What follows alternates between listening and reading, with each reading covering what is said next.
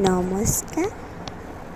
Lucy cooking Odia को स्वागत। आपण मानकु ये दही पखाल चलतु केमती कौन बना हुए आपण मानकु पूरा टिप्स सह बतेबी।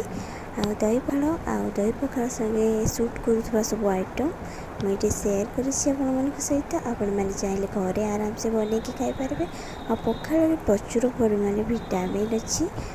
पखाल खाइले पेट भी ठंडा रहे। खरा दिन पखाल बहुत ही भल। चलतु आज रेसिपी बनइबा।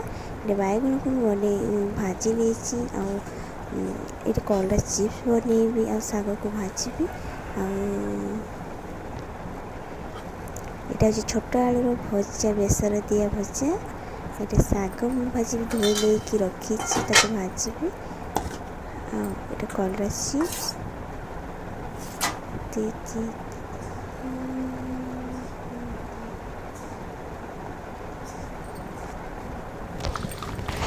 ये सुखिला माछर मुझे पानी रे भिजेक रखी से सफ्ट हो गला मसला देके भाजी भी बहुत ही टेस्ट लगे पखाल सहित। आपण भी घरे ट्राए करेंगे केमती लगिला मत कमेंट निहाती भाव कहे। देखु आज रेसिपी ये हूँ मोर मसला डब्बा। ये सबकि मुझे रखी नहीं सहज हम काढ़ापी से गोटे अनियन काटिक रखी नहीं। ये दुईटा जगह पड़ो जेहेतु साग भजा करी माछ भी मसला दिया माछ बनइबी से प्याज काटी नहीं।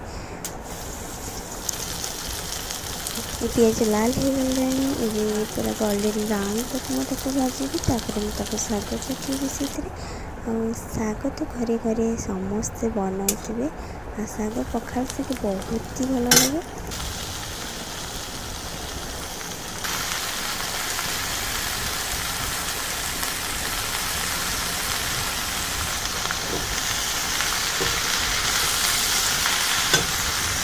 ये साधा भाजुची आपण मैंने चाहिए ये बड़ी चूड़ा पकई पारे। बड़ी चूड़ा पकड़े आहरी बहुत टेस्टी लगी था पखाल सहित खाइबा। ये स्वाद अनुसार मुझे लुण पकई नहीं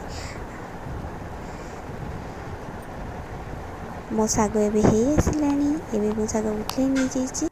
आउ गोटे मुझे कड़े बसई नहीं माछ बेसर बनइबी। माछ बेसर बनइबा अल्प टे तेल पकई से मसला गुंड मसला पकाऊँ जेहेतु या पानी देके फेंटी नहीं मीट मसला पकई नहीं बारिश मीट मसला ये माछ रखी बतुरे हलदी गुंड लंका गुंड आ जीरा पाउडर एमती सब देकी फेंटी ने फेंटी नहीं पियाज देदेवी। प्रथम पियाज दे सारापर